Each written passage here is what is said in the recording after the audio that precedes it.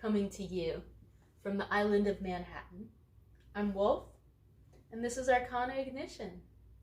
The moon is a waning gibbous, and I'm going to read some tarot for you. So my question this evening is from Ruby. And Ruby recently gave birth to a beautiful small being. Although I should let you know that I'm one of those people who thinks that all babies are beautiful, so not such a great judge on that one.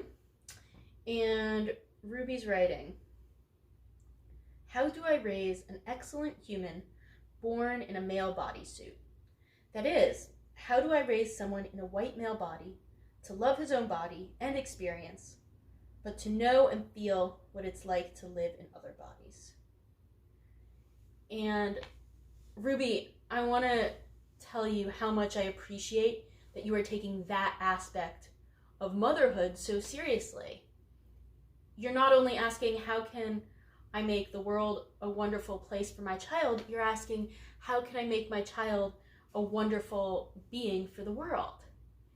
And I think that just gives me shivers, because the future depends on what children believe about themselves and how they feel about themselves, and very much this sense of empathy, how much they can put themselves in the places of others.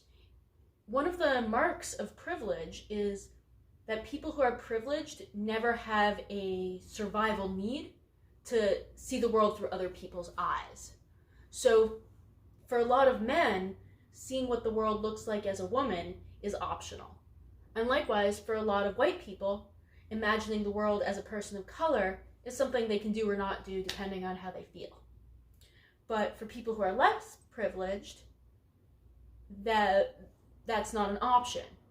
If you're a woman trying to survive, you need to know what the world looks like for a man. So people with less privilege have more trouble developing, or maybe they don't have more trouble, but there's less necessity for them to develop empathy.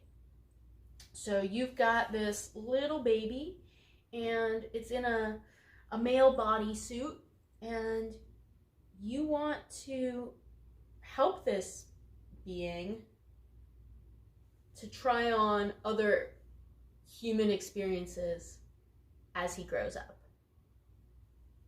So, how do you raise him to love his own body and experience, but to know and feel what it is to live in other bodies?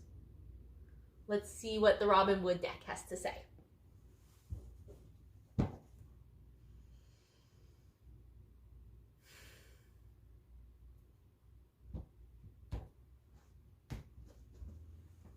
All right, Ruby, the first card I'm pulling for you, Queen of Pentacles. And the Queen of Pentacles is a nature mama. The Queen of Pentacles hangs out under the trees and loves up on the earth. And the Queen of Pentacles is the master of the material world. Yeah, Queen of Pentacles. Now the next card I'm pulling for you, Nine of Pentacles. Nine of Pentacles is this lady wandering around in her own exquisite garden. Nine of Pentacles is a feeling of safety and security to the point where beauty is a natural consequence. Nine of Pentacles, she's got this falcon on her wrist. So even if she stays behind these gates, the falcon still gets to fly up and see the world from above. And the last card I'm pulling for you,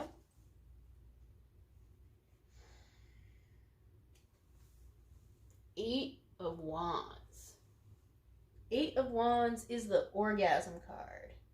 Eight of Wands is the fast, quick movement of power, will, libido energy. Eight of Wands is rockets in flight, soaring past the planet, blasting crystal energy all over the place. All right, so let's look at these three cards together and see what meanings we can glean. So the first thing I'm seeing is we've got two pentacle ladies very much at home in their outdoor domain. And this is telling me that you need to get your little baby out of doors and make sure that he's really comfortable in outdoor spaces and in natural environments. And this includes both the wide, rugged world of the Queen of Pentacles and the small garden that you create for him of the Nine of Pentacles. So get him out there, and get him out there as and surrounded by powerful women who are at home in their bodies and in their spirits. So make sure your life is filled with powerful, comfortable women. And we have the Eight of Wands. We have this whole process moving fast. And I think this refers to this phenomenon where when we're experiencing something, it goes really slow, or when we're imagining it, it's like, oh, it's going to take years. And then we turn around and, oh my God, where did the time go? So I think this is a heads up that this whole experience of